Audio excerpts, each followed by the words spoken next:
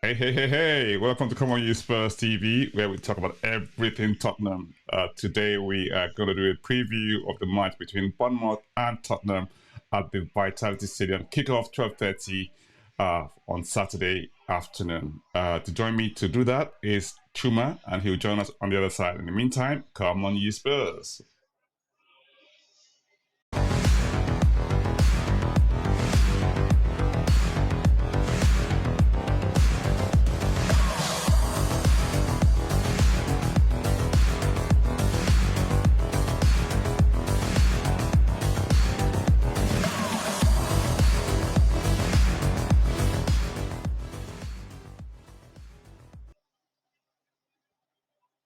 I'm dancing to this. I love it. Of course you are.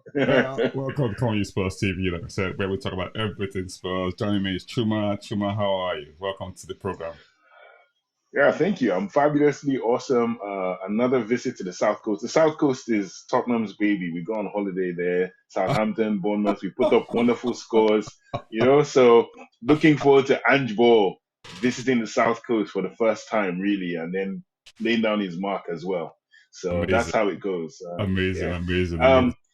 Before we launch into this episode, just welcome to everyone watching Come On You Spurs Nation. Would like you to just do one simple thing for us. If you could click on the subscribe button, you could like the episode.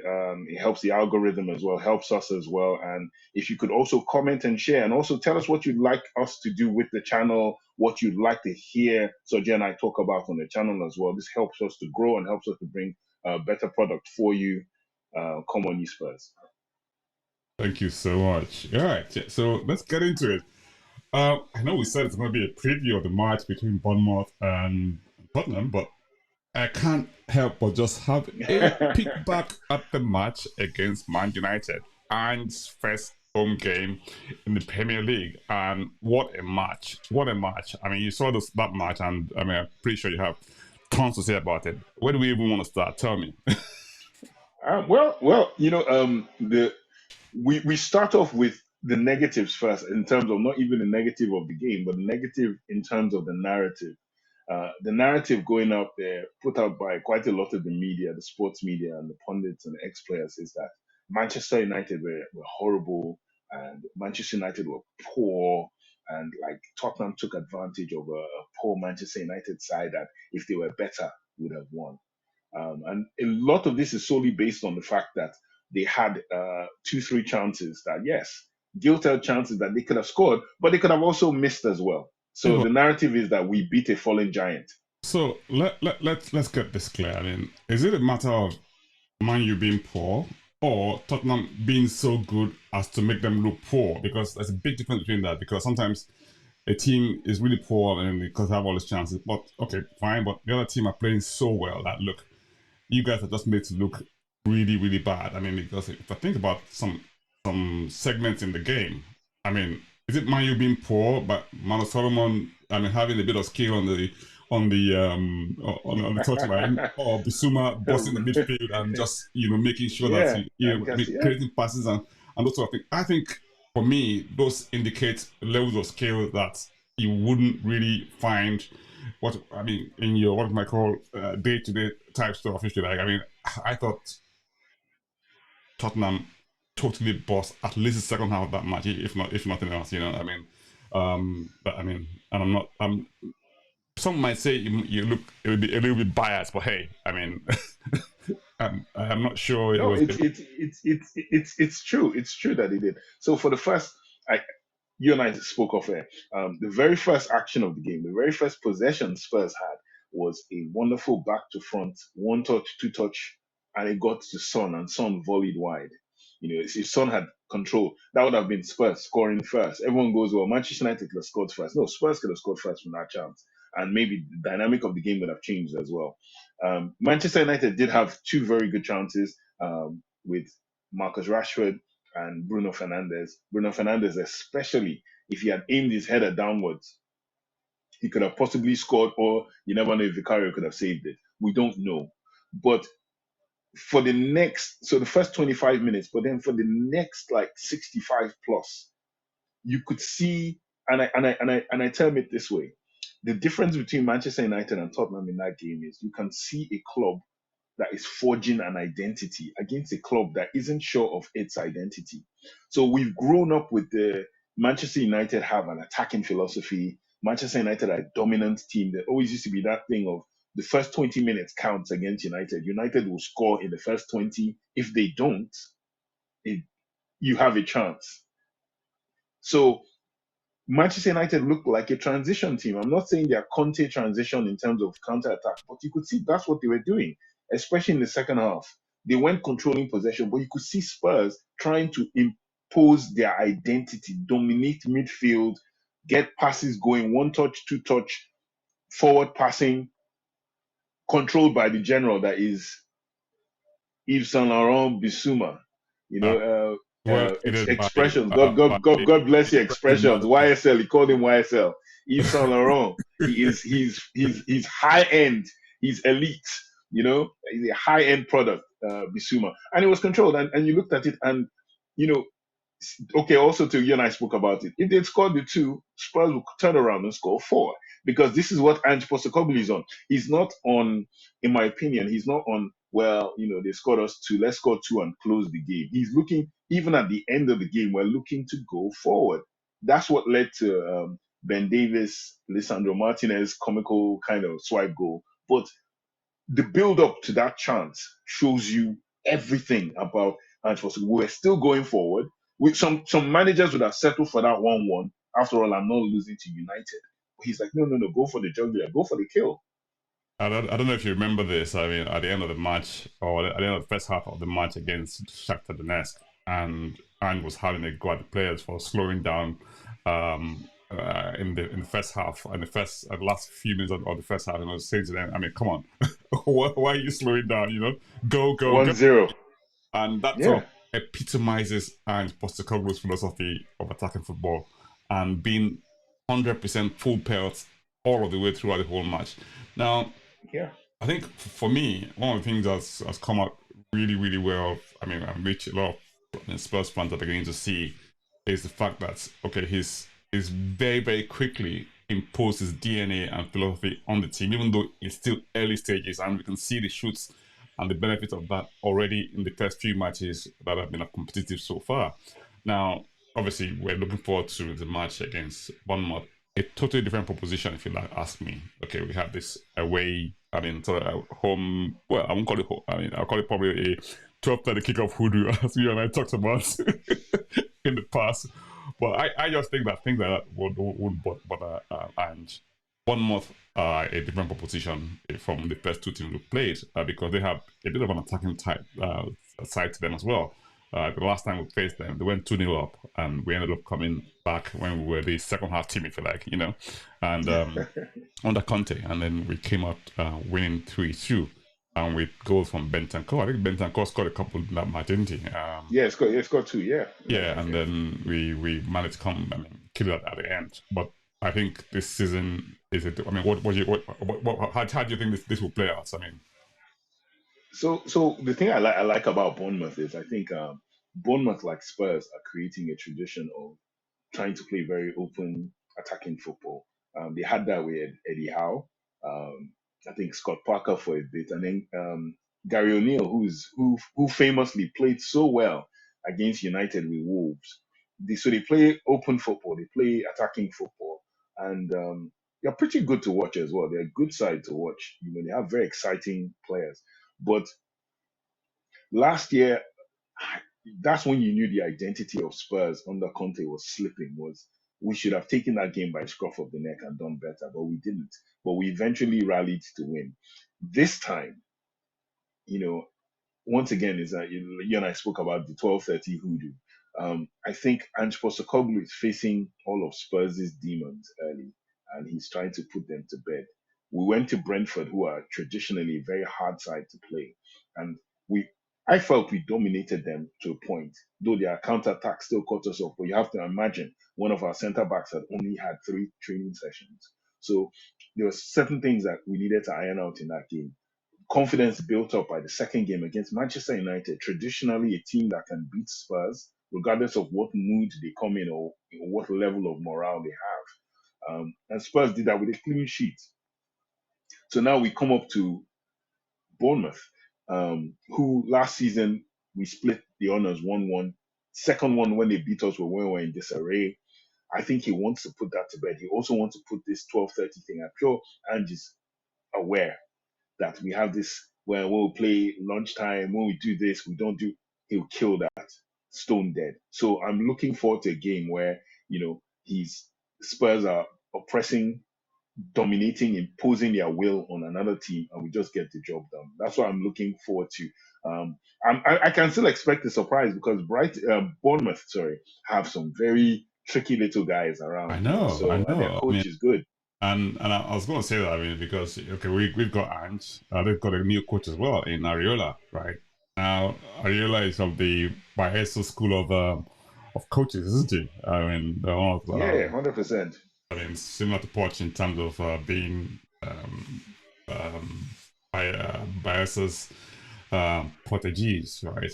And having him there, we can see the sort of progress they're making as well. Because I watched a match against Liverpool, and I thought Liverpool, even though the scoreline said 3-1, Liverpool didn't have it It easy. wasn't. So Yeah, it wasn't a 3-1 game. Yeah. it wasn't right in the park. It was a hard fought victory at the end of it because they had quite a lot of chances as well. Okay, granted a few errors from Liverpool perspective, but those errors were like they weren't exactly unforced errors in the sense that it was sort of as a result of pressure that was put on them by Brentford's attacking or style of play. So I think Ange will have seen that. Ange will have also sort of obviously taken measures to ensure that look, we impose ourselves so much on that game that they don't even have the chance to come at us, which is what he's done. I mean, he's done. I mean, if you see what we look at what Ange has done so far, I mean, we choking teams. We are actually choking teams. And I mean, even against United, I mean, especially in the second half, we actually more or less took the life out of them. Okay, they had a few counter attacks against in the second half. Garnacho hit the bar or hit the post.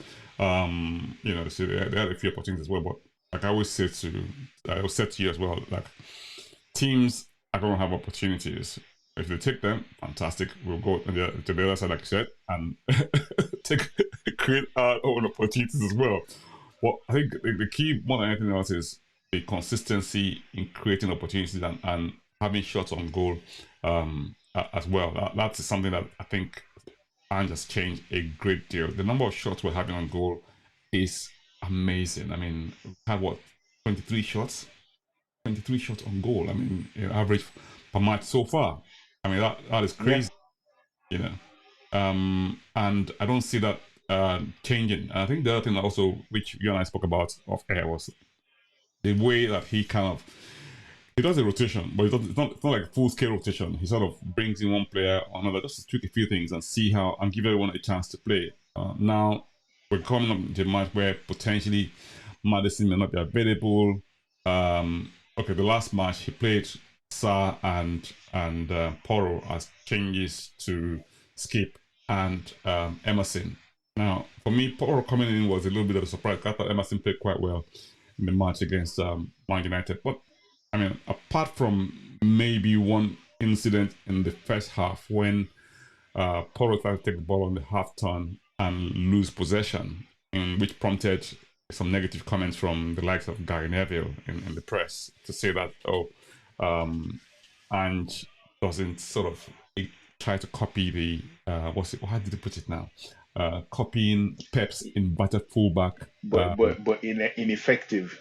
Some people trying to copy inverted fullbacks are ineffective. That's I'm thinking to myself, are you telling me that you think Pep invented inverted fullbacks? Oh.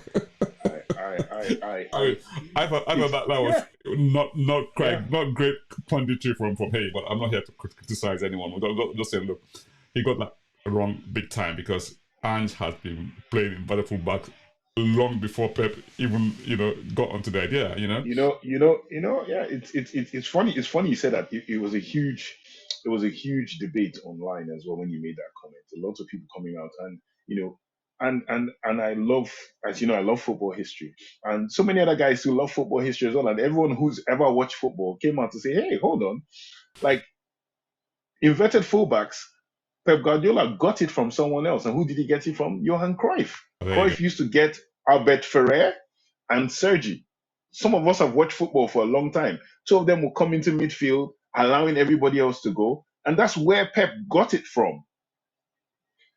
So, and guess who inspired Ange was not Pep, but Cruyff. He loved Cruyff.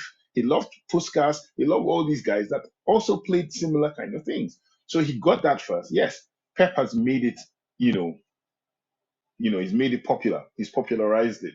It's almost like saying the so-called moonwalk, Michael Jackson's moonwalk, that Michael Jackson invented it. When it was street dance for those people who follow music, it was street dance in America. Yeah. But he popularized it because he brought it to the biggest stage.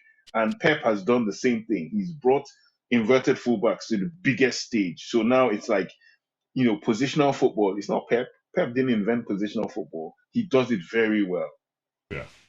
But yeah, like you're saying about, I think the reason Porro played the game against United was you could tell that they needed pace.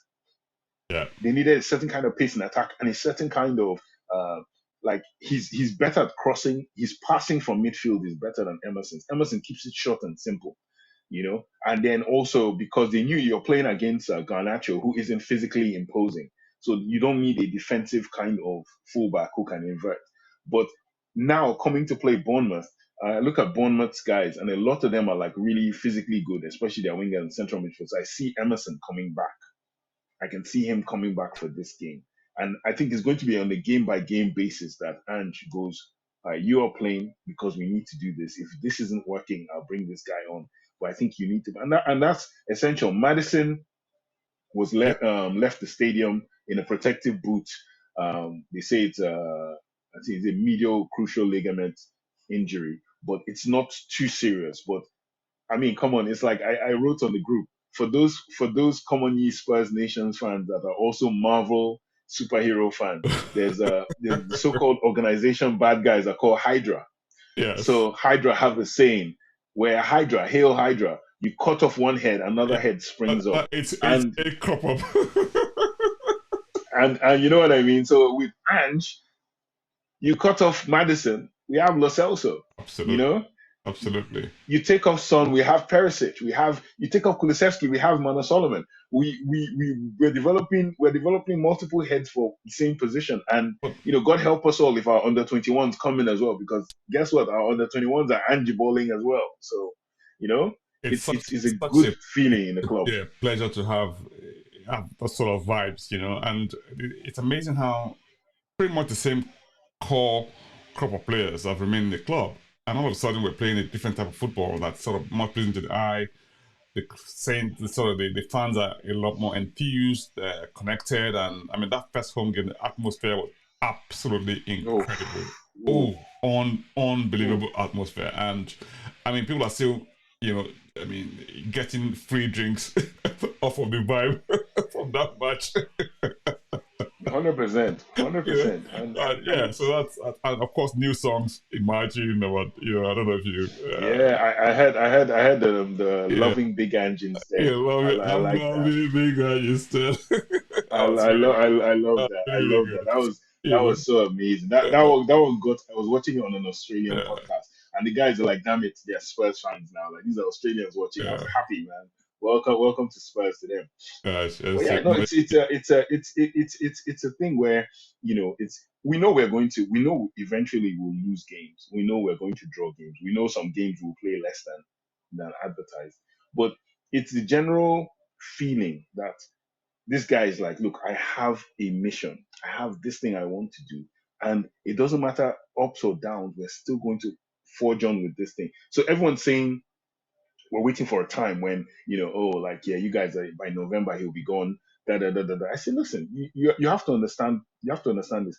Some of us are prepared for this. Some people aren't. Some people are thinking, oh, he's a failure. He's this. He's that. Scottish football. That he did it. They just don't understand. It's the blueprint that works in every league you take it to, based on how you implement it.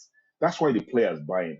And then people go, what happens when Tottenham players drop tools like they usually do? I said, well, it's two things. There's the coaching and there's the coach.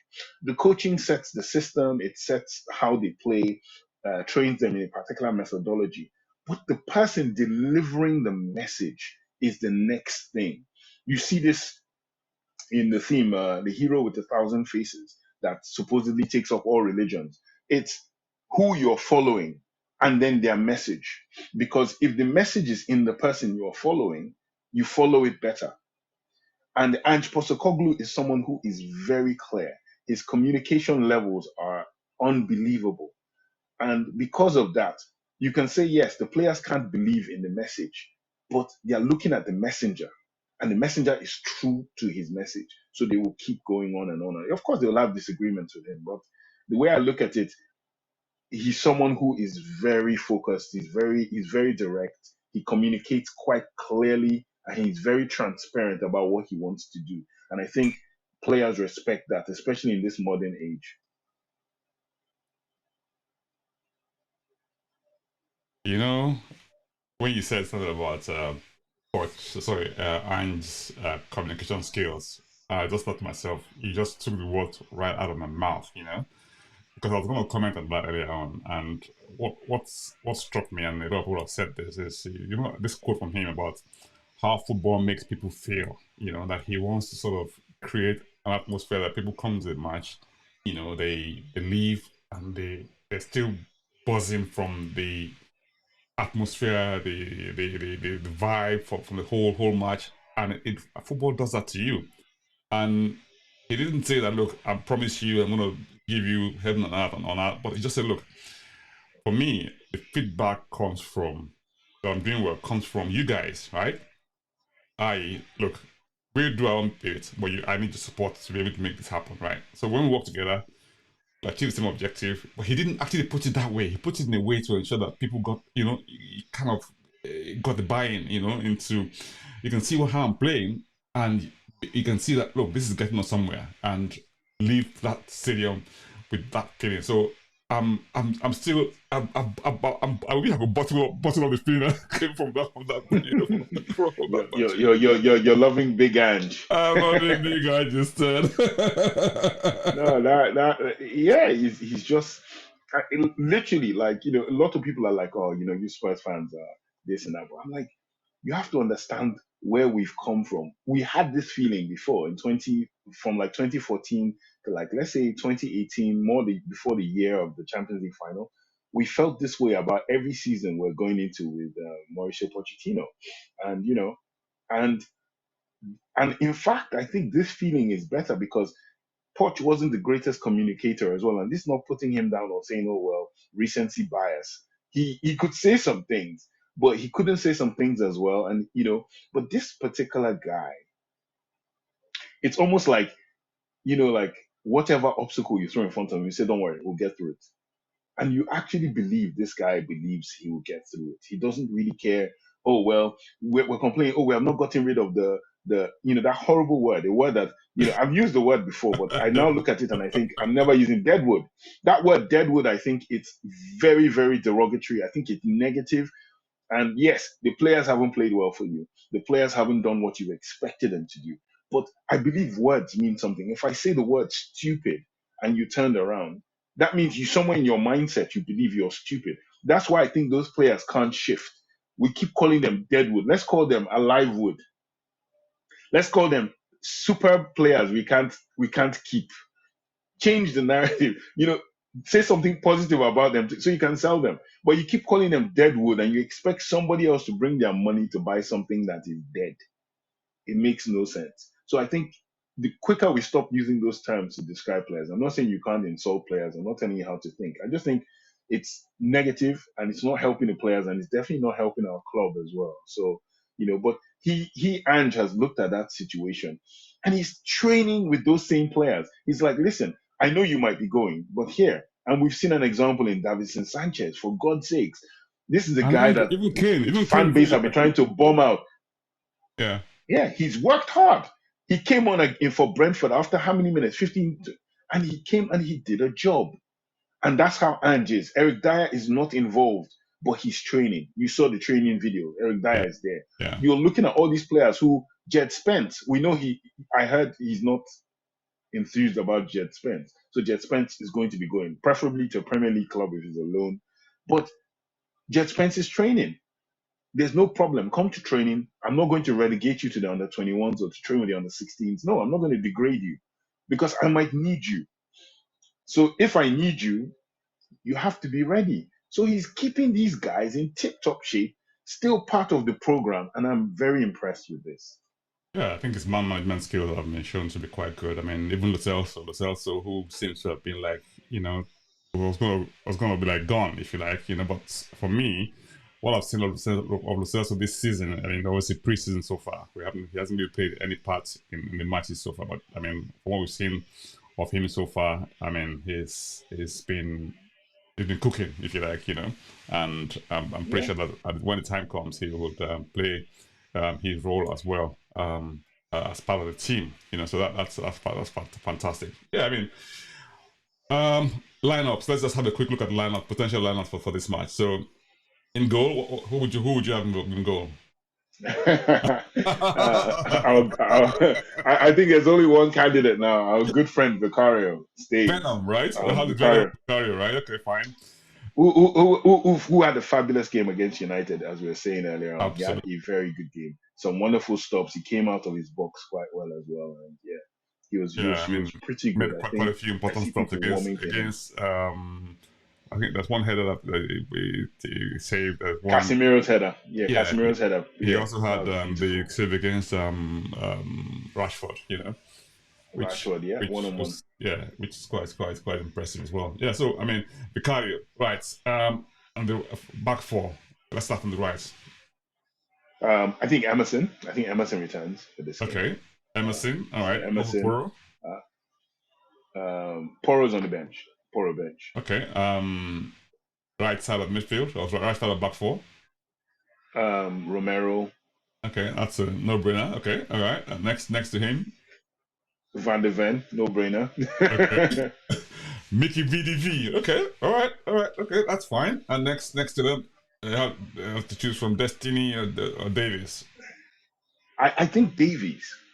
I don't know why. I think Davies are not. I think Destiny. I think if we're going on this theory that Ange is going to be introducing players and not keeping them, I think this is a perfect match for Davies. I think Davies can do this and do the League Cup match, and then come back to thingy against Burnley, which is a bigger game, kind of, or more expensive. I think Davies.